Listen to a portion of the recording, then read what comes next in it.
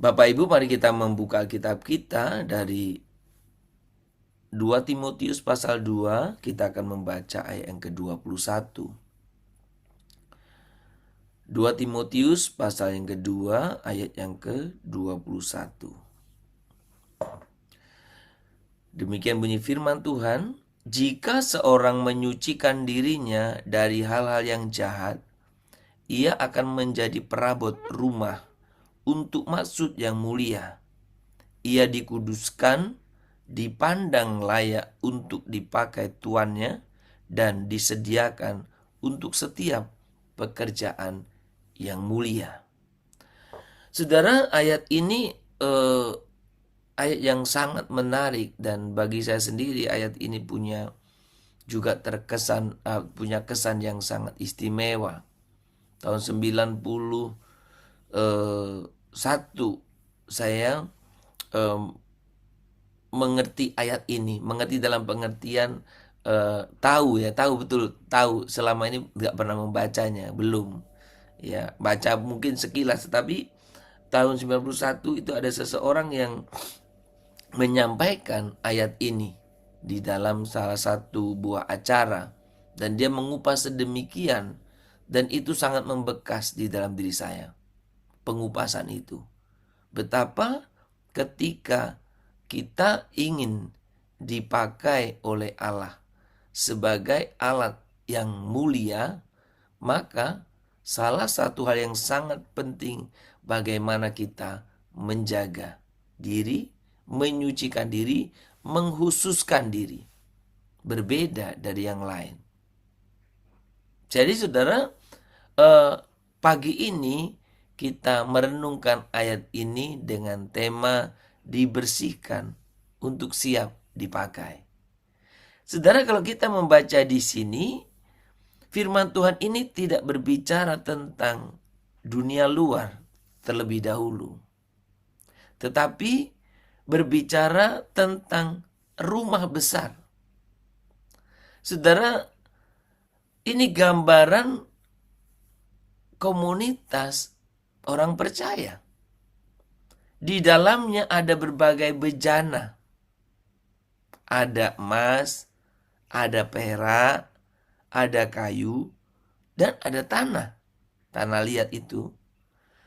Nah, perbedaannya bukan pada kepemilikan sebenarnya. Semuanya milik Tuhan. Jadi kepemilikannya sama. Nah, semua milik Tuhan, tetapi perbedaannya terletak pada kondisi batin di dalamnya yang menentukan fungsi.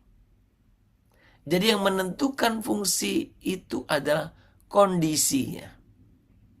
Jadi kondisinya. Yang menarik di sini kalau kita memperhatikan, firman Tuhan ini tidak berkata bahwa, jadi firman Tuhan ini tidak berkata bahwa Tuhan mengganti bejana yang kotor. Bukan itu. Tetapi sangat jelas tadi bahwa seseorang membersihkan dirinya. Jadi bukan menggantinya, membersihkan. Disinilah saudara, kalau kita berbicara tentang kasih karunia, maka disinilah tampak jelas kasih karunia Allah selalu lebih dulu bekerja. Selalu ada anugerah Allah terlebih dahulu, kasih karunia terlebih dahulu. Allah selalu bekerja, tetapi respon kita sangat diperlukan. Jadi bukan melulu Allah memberikan karunia tapi kita tanpa respon apa-apa. Respon kita sangat diperlukan. Maka kita diselamatkan oleh kasih karunia, dan oleh kasih karunia yang sama kita dipanggil untuk bekerja sama dalam proses pengudusan. Nah saudara, firman Tuhan berperan seperti api dan air, menguji dan membasuh, membongkar dosa yang tersembunyi, bukan hanya yang kelihatan. Firman Tuhan juga menyentuh ambisi yang tidak murni, pelayanan yang bercampur ego, dan ketaatan yang masih memilih-milih. Bisa saja kita ngomongnya ketaatan total atau taat sepenuhnya, tapi realita hidup kita apakah demikian? Maka Tuhan memampukan kita untuk memiliki ketaatan yang total, bukan memilih-milih. Pembersihan, kalau kita berbicara tentang bejana ini, pembersihan ini seringkali melukai harga diri. Tetapi justru menyembuhkan arah hidup. Sekalipun kesannya melukai harga diri, tetapi itulah proses penyembuhan yang diperlukan. Saudara, ketika kita berbicara kekudusan, hidup kita, kekudusan sejati bukan menjauh dari dunia ini. Jadi bukan pergi ke hutan atau pergi mengasingkan diri, menjauhkan dari kehidupan ramai. Bukan itu.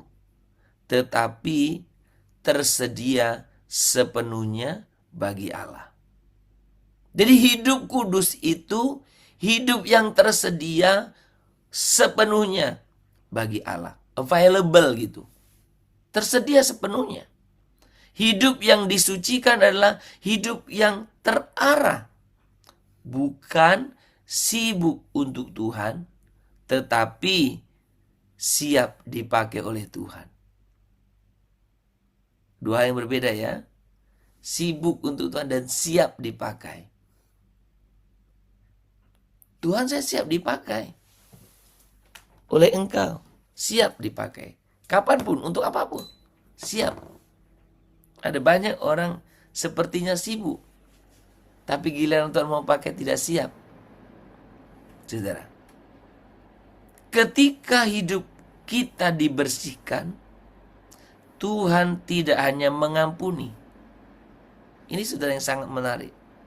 Ketika Tuhan membersihkan hidup kita, Tuhan itu tidak hanya mengampuni kita, tetapi Dia mulai mempercayakan. Tuhan mulai mempercayakan. Bejana yang bersih bukan sekedar aman, tetapi berguna. Jadi kalau saya dan saudara dibersihkan, bukan sekedar aman, bukan sekedar diselamatkan, tapi dipercaya, tapi juga berguna. Saudara, Tuhan percaya kepada kita, mempercayakan sesuatu pada kita. Bukankah itu satu hal yang membahagiakan? Tuhan memakai bejana yang disucikan tadi. Bejana yang sudah dibersihkan dipakai untuk pekerjaan yang baik yang telah Tuhan sediakan sebelumnya. Menarik ya saudara? Dibersihkan dan dipakai untuk pekerjaan baik atau pekerjaan yang mulia yang Tuhan persiapkan sebelumnya. Saudara, berarti pertanyaan yang harusnya muncul di dalam diri kita adalah bukan lagi mengapa Tuhan belum memakai aku. Bukan itu pertanyaan sekarang. Tapi pertanyaan yang harus muncul adalah bagian mana dari hidupku yang masih perlu dibersihkan agar aku siap dipakai. Saudara, bagian mana dalam hidupmu yang perlu dibersihkan supaya engkau siap dipakai oleh Tuhan? Biar kita datang kepada Tuhan, Tuhan, bersihkan kami. Kami ingin dipakai untuk menjadi alat bagi pekerjaan-Mu yang mulia. Jadikan hatiku tahir, ya Allah, dan perbaruilah batinku. Jadikan hatiku tahir, ya Allah, dan perbaruilah batinku. Jangan buang aku dari hadapan-Mu, jangan ambil rohmu dariku. Bangkitlah lagi, bahagia keselamatanku, dan perbaruilah batinku. Jangan buang aku dari hadapan-Mu, jangan ambil rohmu dariku. Bangkitkan lagi, bahagia keselamatanku, dan perbaruilah batinku, dan perbaruilah batinku, dan perbaruilah batinku.